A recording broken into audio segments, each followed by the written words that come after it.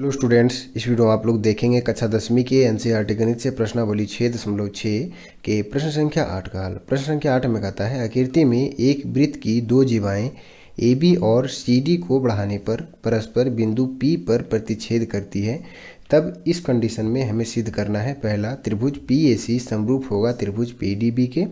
दूसरा, हमें सिद्ध करना है P A into P B is equal to P C into P D. तो प्रश्न में हमें एक आकृति पहले से दी गई है जिसे आप लोग देख पा रहे होंगे। तो आइए आकृति में पहले प्रश्न को समझते हैं, उसके बाद प्रश्न में आगे चलेंगे। प्रश्न में कहता है कि एक वृत्त की दो जीवाएं ए बी और सी डी है। यहाँ देख पा रहे हैं कि ये जो है हमारा वृत्त है और इसकी दो जीवाएं ए बी और सी डी है ना।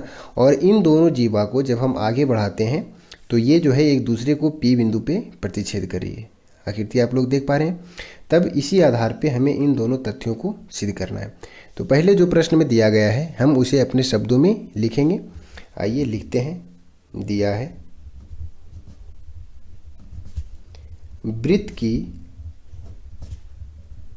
दो जीवाएं ए बी तथा सी डी को बढ़ाने पर ये एक दूसरे को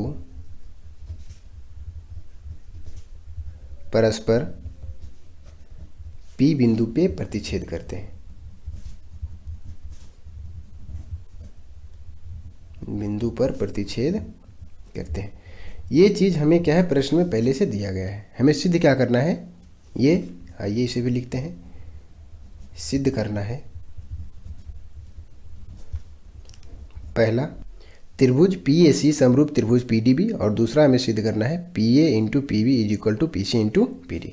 अब हम आगे आएंगे प्रमाण में। प्रमाण में चलने से पहले थोड़ा आकृति में समझेंगे। यहाँ जो है देख रहे हैं हम ए बी सी डी जो है एक क्या है, चक्रीय चतुर्भुज है।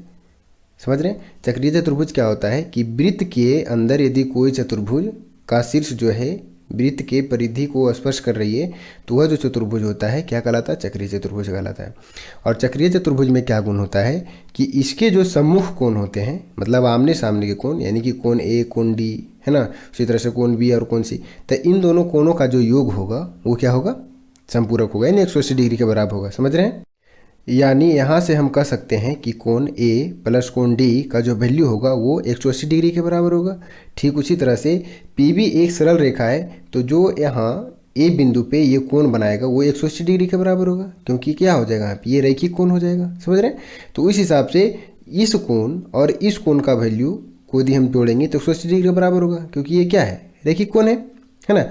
तो आइए इसे लिखते हैं। आगे लिखेंगे यहाँ पे कि कोण बी ए सी प्लस कोण सी डी बी, कोण बी ए सी प्लस कोण C D B is equal to क्या हो जाएगा, 180 डिग्री। किस हिसाब से लिखेंगे कि चक्रीय चतुर्भुज के सम्मुख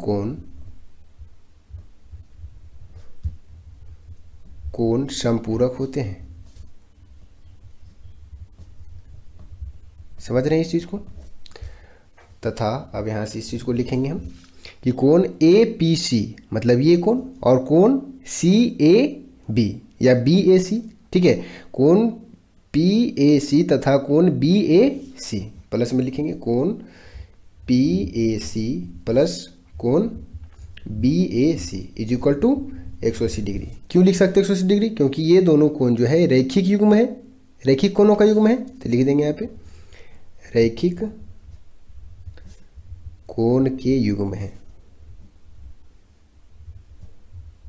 और हमें पता है कि रैखिक कोण के जो युग्म होते हैं उन दोनों का योग क्या होता है, 180 डिग्री के बराबर होता है।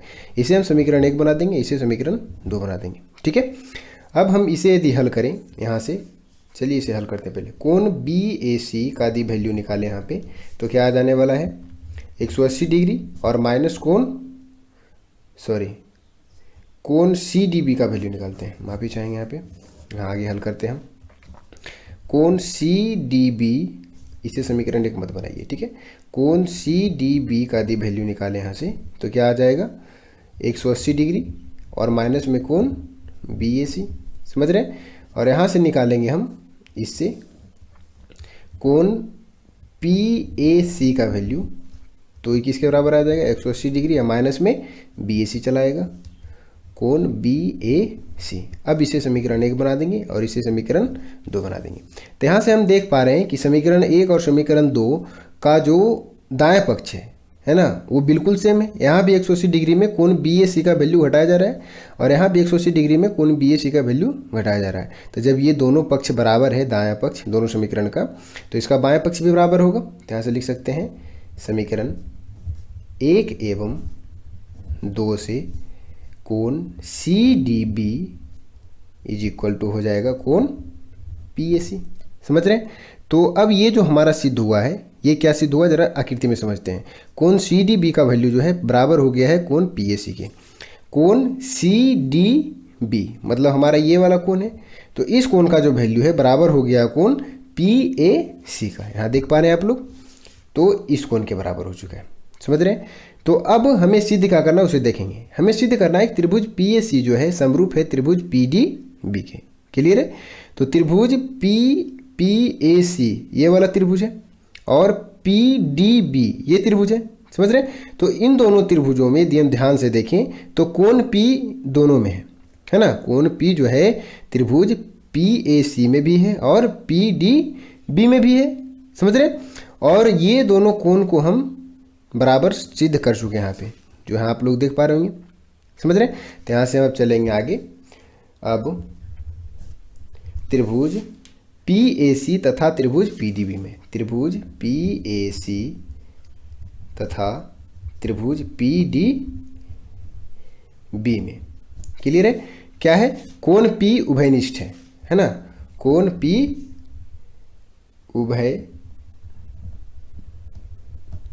है ना। तो जब कोण P उभयनिष्ठ है तो यहाँ मतलब कोण APC का वैल्यू बराबर हो जाएगा कोण BPD के। इसको लिखना जरूरत नहीं है, लिखने का जरूरत कोई नहीं है। समझ रहे हैं। यहाँ से आप समझ सकते हैं। तथा यहाँ हमें आया है कोण CDB का जो वैल्यू बराबर है कोण PAC का, है ना।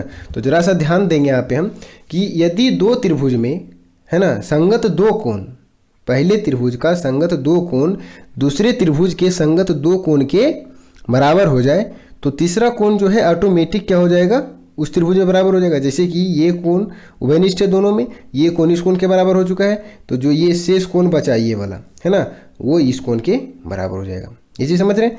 तो इस हिसाब से हम कह सकते हैं कि दोनों त्रिभुज क्या होंगे, समरूप होंगे। मतलब कोण कोण कोण समरूपता से दोनों त्रिभुज समरूप हो सकते हैं, या तो दो कोण समरूप हो ही चुका है तो ए समरूपता से भी इन दोनों को समरूप लिखा जा सकता है। तो यहाँ से लिख सकते हैं कि अतः, इसलिए लिख दीजिए, इसलिए ए समरूपता से त्रिभुज PAC समरूप त्रिभुज PDB।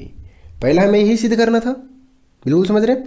अब दूसरा हमें सिद्ध क्या करना है उसे देखेंगे। दूसरा हमें सिद्ध करना है PA इंटू PB बराबर PC इंटू PD। तो यहाँ हम देख रहे हैं कि PA जो है त्रिभुज PAC की भुजा है ना, और PB जो है त्रिभुज P और PDB की भुजा है। PB जो है त्रिभुज PDB की भुजा है। उसी तरह से PC जो है त्रिभुज PAC की भुजा है और PD जो है त्रिभुज PDB की भुजा है ना। तो हमें पता है कि समरूप त्रिभुज की भुजाएं क्या होती है, अनुपातिक होती है, यानी कि समान अनुपात में होती है। ऐसे लिखेंगे, चूंकि समरूप त्रिभुज की भुजाएं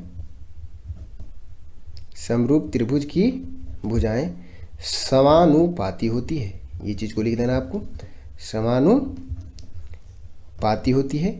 इसलिए जरा दोनों जो त्रिभुज समरूप हम साबित किए हैं उसको अलग अलग फिगर के रूप में हम बना लेते हैं ताकि समझ में आ जाए आपको बिल्कुल इस तरीके से। यहाँ PAC है, PAC, अगला है PDB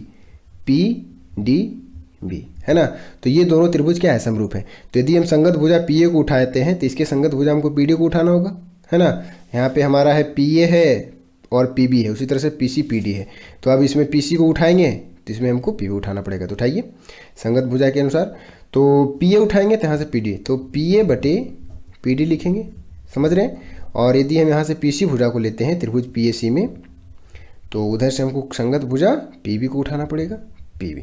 अब इसको क्रॉस मल्टीप्लिकेशन कर दीजिए, तो पी ए इंटू में चला जाएगा पी बी, समझ रहे हैं, और यहाँ पी सी है इंटू में चला जाएगा, सॉरी यहाँ पे पी ए है तो यहाँ पी डी है, पी बी लिख दिए, माफ़ी चाहेंगे, यहाँ पी ए यहाँ P D, P C into P D. ये हमें दूसरा सिद्ध करना था और ये हमें पहला सिद्ध करना था। तो दोनों कथन जो इसमें दिया गया था प्रश्न में सिद्ध हो चुका है।